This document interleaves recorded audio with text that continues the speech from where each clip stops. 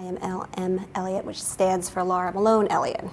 And I've been writing a long time, first with journalism. I wrote all through school. Kids always ask me, when did I start? And I can't truly remember ever not writing little stories down. I discovered in my dad's things after he died that he had kept these very badly drawn picture books that I had done, which were, it was so sweet of him to keep them, but I think I amused myself always by telling stories and writing them down and keeping pictures to go along with them. I always tell children, I admit to the fact that I was really more of a tomboy than I was a big reader when I was younger.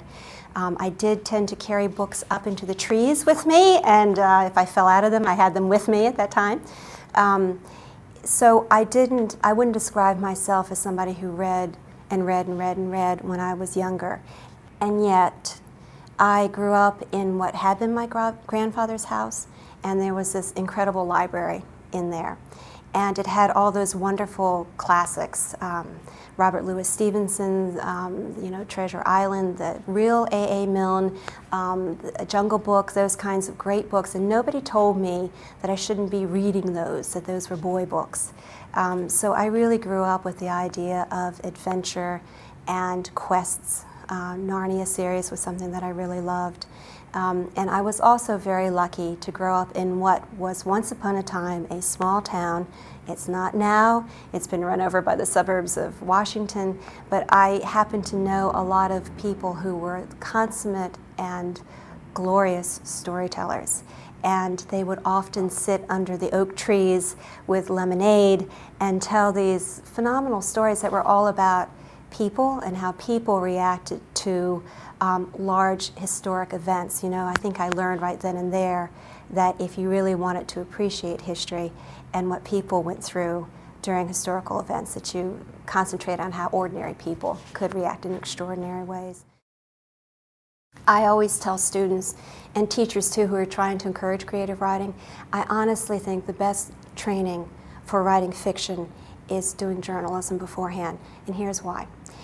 If you're writing for journalism, you have to be able to not only write about what you feel internally, I have to be able to look at you and describe how you're feeling depending upon what you're wearing, how you're sitting, how you speak, how you turn your head. If you hear something, things that tell me, show me, rather than being directed and written down how you might be feeling. Journalism teaches you to listen all the time, to watch real life for stories. You go out and report stories, so you learn to interview people and ask a lot of questions, and also write down carefully what they say, hopefully word for word, but also making note again of how they react to certain questions so that you get the emotional content of the words as well. You learn to write to deadline. You learn to use hopefully the pithiest, most meaningful word, because you only have this much space rather than that much. You also learn to take editing. You know, everybody needs a good editor. They really, truly do. And journalism teaches you how valuable that other viewpoint is. You also get the beauty of the human spirit by going out and watching people. I think that Under War-Torn Sky is a far better book in all the ones I've done, because I spent so much time at the Washingtonian writing about ordinary people who were struck with difficult circumstances, illness, or say abuse, or divorce, or wars. Those ordinary people can respond in truly extraordinary ways. And I think it really taught me that if you want to write about a generic topic or a big historical event, what you do to make it palpable, to make it really something that we all can care about, is you write it how it affects that individual person. So I think journalism gave me a much better idea of how to focus a large topic into a really compelling narrative. Research, to me, in all honesty, that's the fun part. That's the treasure hunt. That's the gold. That's where you're like out there digging for fossils. I honestly find sitting myself down in my seat, putting my hands on the keyboard, trying to get the words out, that's actually the hard part. That's the part that's glorious, of course. And you think every once in a while, oh, thank you, that's beautiful. But it's the harder part. The research is the fun part. That's like being a detective, you know? You're out there searching for truth and things that will prove it. And research is what tells me what to write. And I think, again, having been a reporter, that's a good thing, too, about having been a journalist, is that if you're a good journalist, you go out there and you report the story, and the facts that you gather, the interviews that you do, the things that you witness, the people who are jubilant, the people who are sad, those things tell you what to write. A not very good reporter would sit in a room and say, I think I'm going to write about thus and such, and then sort of fabricate it or go out and look for things that corroborated his pre-existing opinion. That's not good reporting. If I've collected all my research and I walk in with my arm full of details, like, having gathered every flower I can find in a wildflower field, I can make arrangement after arrangement after arrangement. I can write 3,000 words in a day, no sweat, if I've done my research. I always liken historical fiction, good historical fiction, to a Vermeer painting. If you go and you look at the Dutch master, you see the person in front.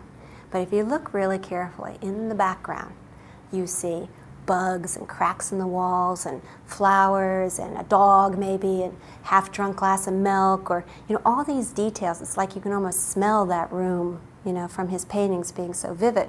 And good historical fiction will be peppered with things like that, that make it that you won't know as a reader. You're just reading a beautiful little scene that has all those details in there for you. I really love doing fiction, and especially historical fiction. I feel like it's a little bit of a calling for me. History is a human drama. It is something that, and you have these leaders who declare these wars and negotiate these peaces or these new important bills, and then it's you and me who have to actually enact those things or live through them and try to put them on like a suit of clothes. And historical fiction, I think, is a way of helping young people in particular come to understand how we got to where we are today. The human being is a fascinating creature, and books really allow us to think through all those conundrums and challenges and heroisms and mistakes that we've made to get to here. You always have to become kind of a mini expert in whatever it is you're writing about to write about it well.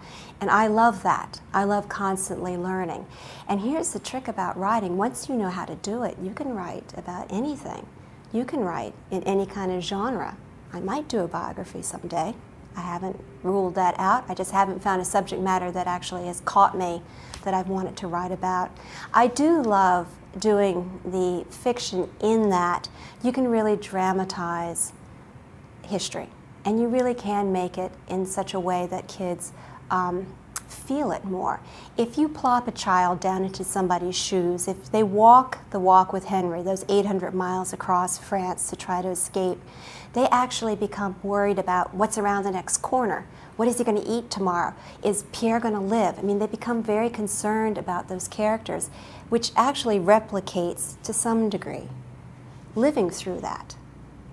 It produces an anxiety and an emotional attachment that's very akin to having lived during that time. So if we want kids to really appreciate what that time frame was like, historical fiction is a great way to do it.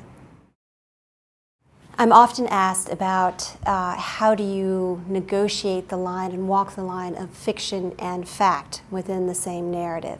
Historical fiction, as we know, I'm sure, typically you have a protagonist. It mixes fact with the imagination. Of course, all novels do. It's just that with historical fiction, you're dealing with some very important facts, and facts that people know very well, hopefully, and that you can illuminate with the narrative. So it's really important that you're careful that the details of day-to-day life, the leaders who walk in and out of the pages of your novels, the battles that occur, the issues that are being fought out are right, and accurate to history. So you may have an imagined protagonist, as Henry is, and yet his moral dilemmas, his choices, a lot of the pressures and the things that he worries about are all pretty much dictated by the backdrop of what's happening during World War II. When I try to follow those things, I keep in mind Mark Twain, because Mark Twain has this wonderful quote, which I love, in talking about both fiction and nonfiction. As you were asking me about how I do both, well, Mark Twain did both. Not that I compare myself with Mark Twain, but he did both kinds of writing, and he said that they're really not that dissimilar. It's just that fiction writing is harder because fiction has to stick to possibilities. Fiction has to make sense. And as we know, real life doesn't always, which is easier when you're just reporting it because you can just report what happened. I'm just reporting the facts, ma'am, you know? I don't have to make it plausible. It's an interesting issue about the validity of historical fiction. I mean, what I would say to you is, as a mother or an educator, is that you should look at what your children are reading, because there's good historical fiction and there's not so good historical fiction. There's historical fiction that's thin and only researched so well. And then there's, you know, historical fiction that is carefully researched, you know, just stuffed full like a tapestry with good elements that will teach a kid so much about what life was like back then. Take, for instance, something like Killer Angels. You're going to learn, that's historical fiction, but you're going to learn so much about Gettysburg from that. Or, you know, one of the first historical novels was Tale of Two Cities. I go back to Dickens here. But talk about learning a lot about the French Revolution, but not necessarily we say, on thus and such date, so-and-so did this, and they stormed the Bastille. Instead, what you do is that you see the fallout of those events on Dickens' characters, you know? I mean, that's the kind of thing that brings it to life. When I go to schools, often I see projects that they've done using Under a War-Torn Sky or A Troubled Peace, or, you know, my other books too, as a springboard to their own research. For instance, one of the kind of classic ones that kids tend to do is to track Henry's progress.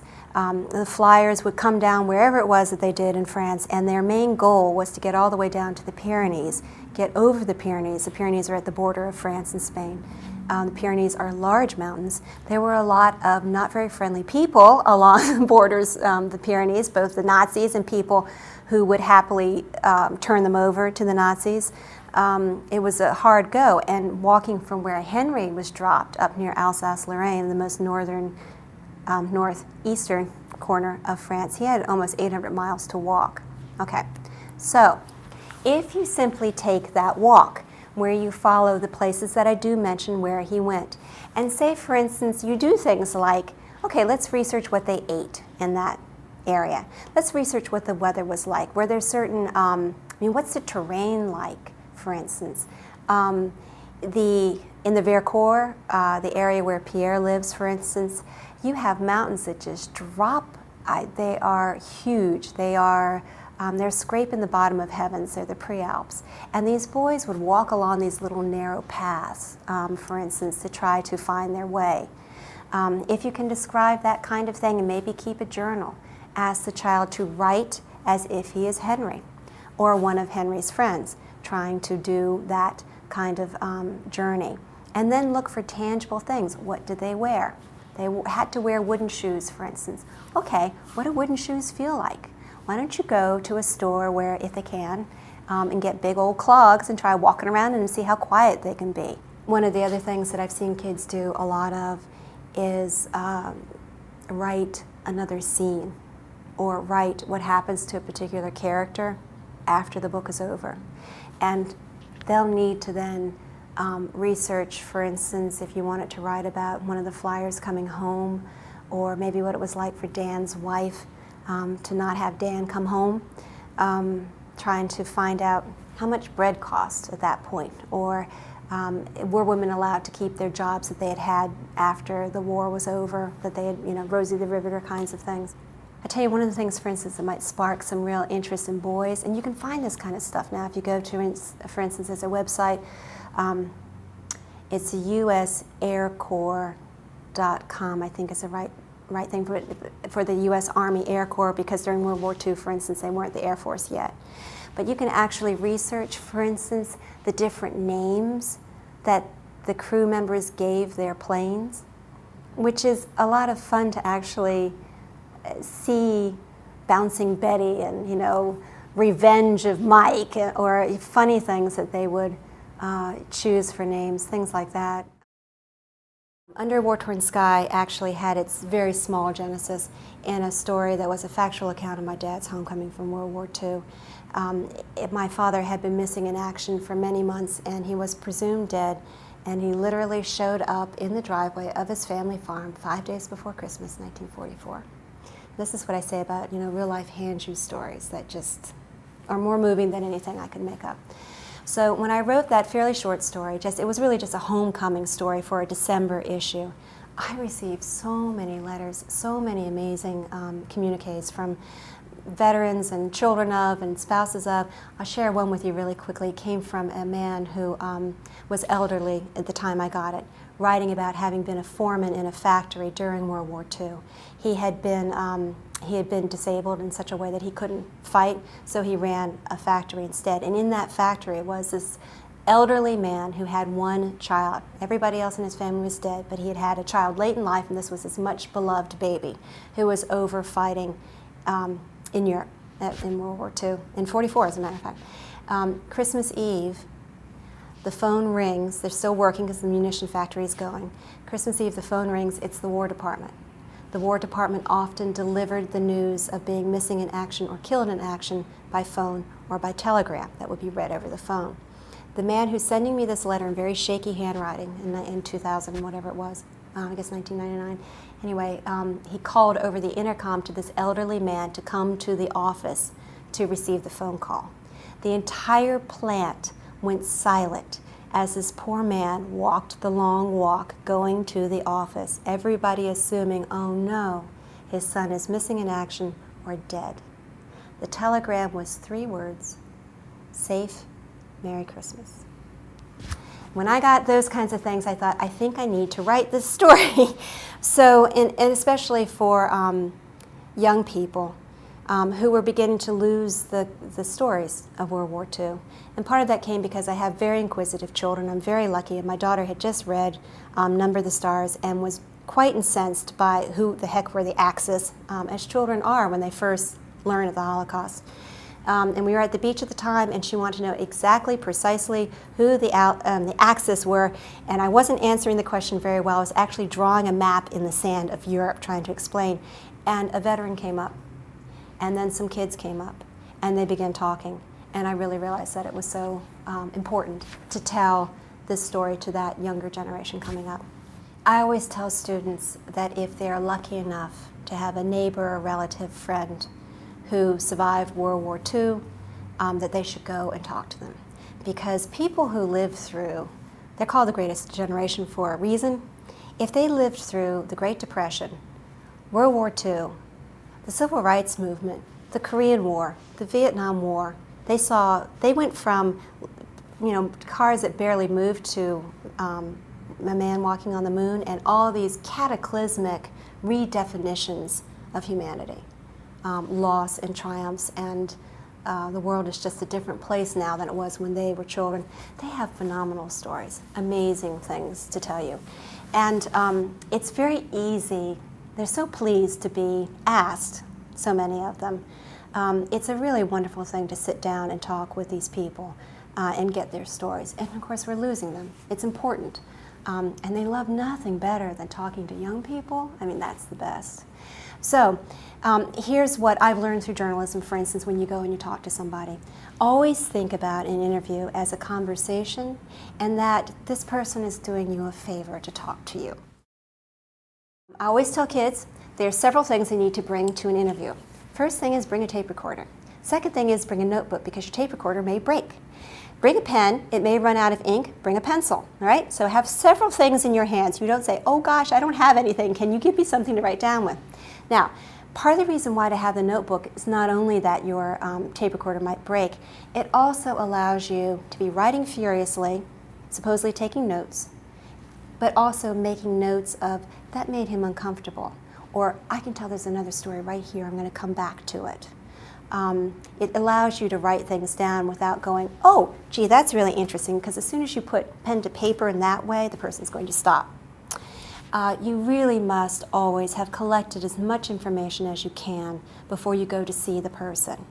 In other words, if you can, know where they served, if they had family or friends, in overseas that they can tell you about. You want to know about their circumstances.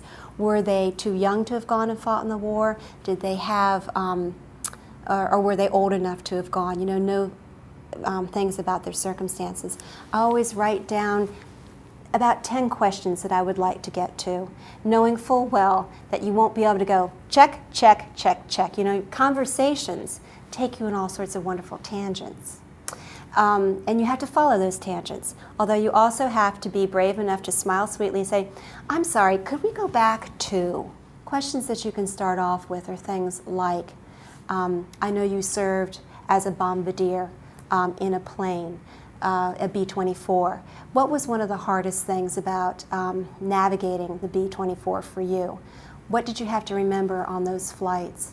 What was the scariest mission you ever had? Who was your best friend in that crew? Who did you write to? That kind of thing. Things that kind of personalize the experience. Try to avoid really wide open-ended questions such as, well, tell me about yourself. Or, what do you remember most? Although, after you've had that conversation for a while, you can come to say, well, what do you remember most about that particular mission? What was the most wonderful thing about coming home? What did you do first? What was the best letter you ever received from your girlfriend or your mother? What was the hardest thing? What did you miss most about being home? Those kinds of questions are fairly targeted, but can then open them up to other things. Hello, my name is Laura Elliott, or L.M. Elliott, and this is my first novel, Under a War-Torn Sky, and I'm going to read to you from it on Chapter 8. And if you listen through the whole way, I'd like for you to count how many resistance workers are actually involved in his escape, because it's quite more than you might expect. So, Chapter 8. At this point, Henry has his plane has gone down. He's been injured. He's being moved as a prisoner of war from the Swiss, within Switzerland, and they're going to help him escape.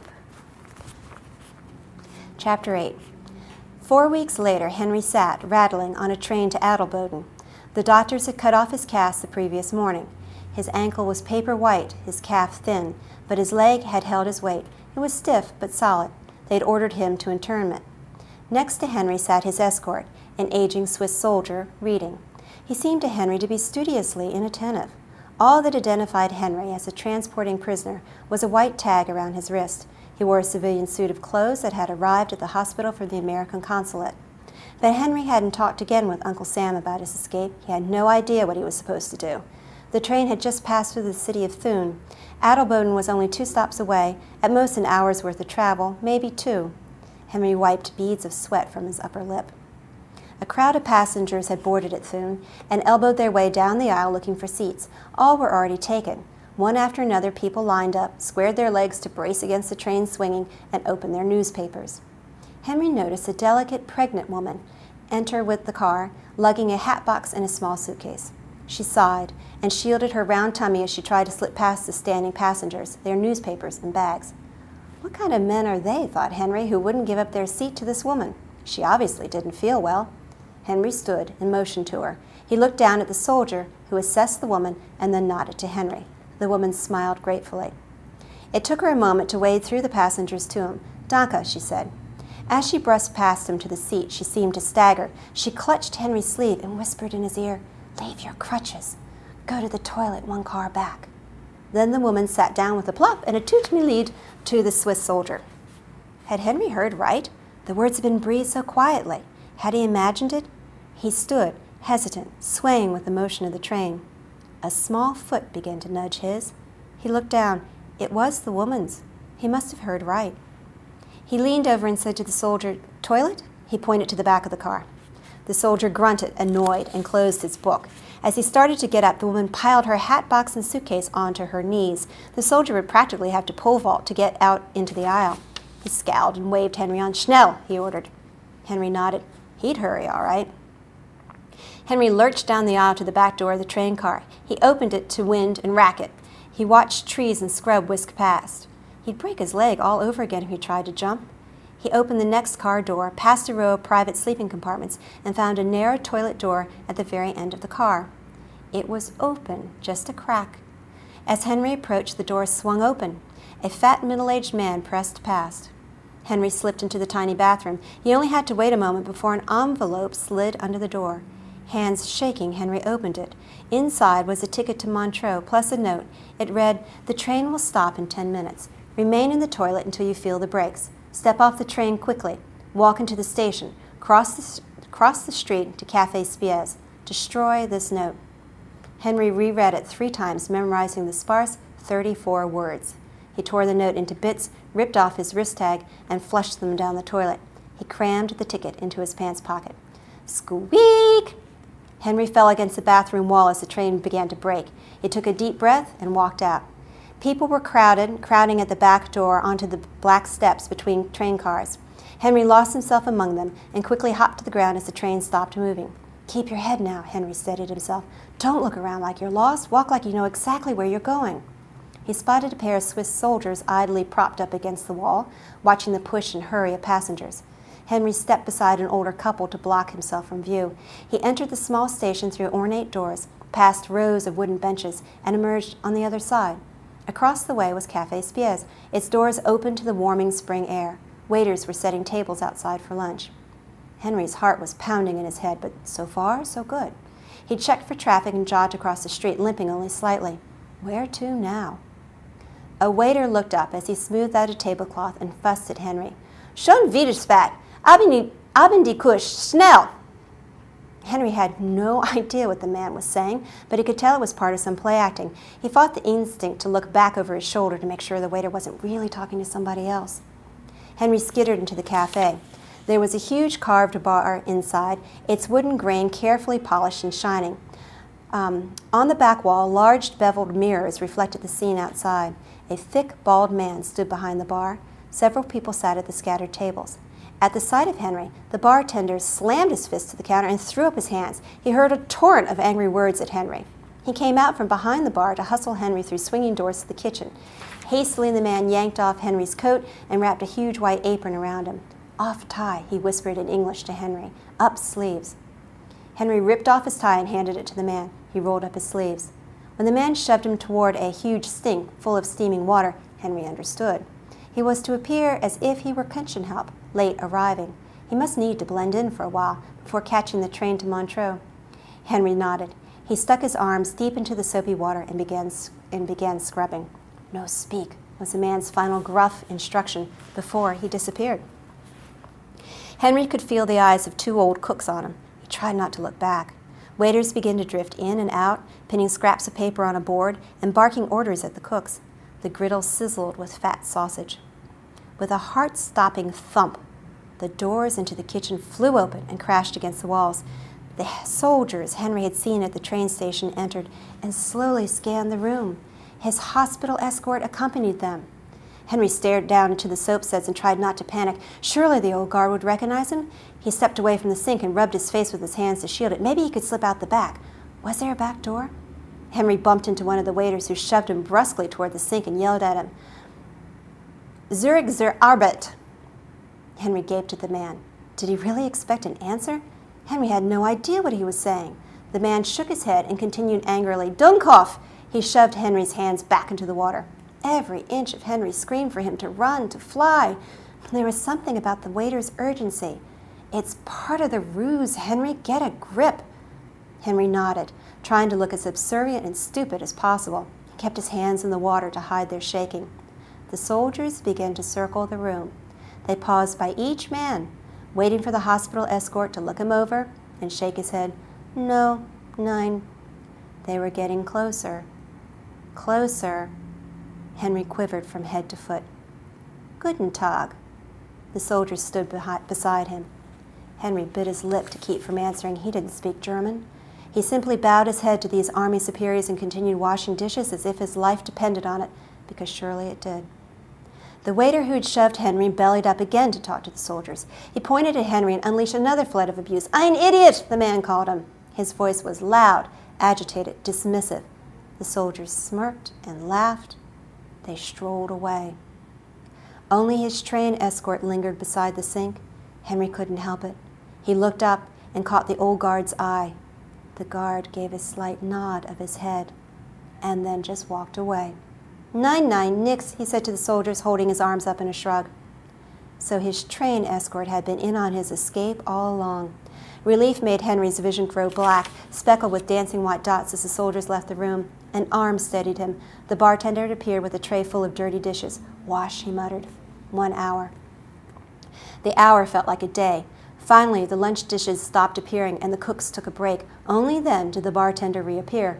He motioned Henry to follow him to the men's room. Henry was given an elegant double-breasted tweed suit, hat, and well-polished shoes. He was also handed a copy of Jean-Jacques Rousseau's La Nouvelle Heloise. The bartender opened the book to page 100. False identity papers were tucked between the pages. Henry was to be Gaston, a student of the University of Geneva. A girl awaited Henry in the cafe. When she smiled, Henry recognized her as the pregnant woman, no longer pregnant. She too was clad in a sophisticated suit. "Viens, chérie," she continued in French, something about saying goodbye. She slipped her arm through his and sauntered toward the train station. As a bus blew by on the street, belching smoke and backfiring, she whispered in English, "Board the train. Stay in the aisle where you can move if you need to. You will be met in Montreux. Once there, make sure the book is visible." The very same guards who had searched the cafe loitered by the awaiting train. Surely they'd see him. Now she spoke to Henry in German, something about his journey. They reached the platform. As he pulled out his ticket and papers to show the conductor, the girl embraced him passionately. Her lips caught his for a long kiss. Then just as abruptly, she shoved him away and slapped him playfully with her white glove, saying, "Off, go heim." She turned to walk toward the soldiers, who had begun to approach Henry. Henry hurried up the steps, past the inspection of the conductor, and threw himself into the seat just as the train began to roll away from the station. Through a window, he could see the girl laughing and talking with the soldiers. Henry felt breathless from the secretive whirlwind of the day's events, the multitude of unannounced players. He'd been handled just like a hot potato. He was a package no one wanted to be caught holding.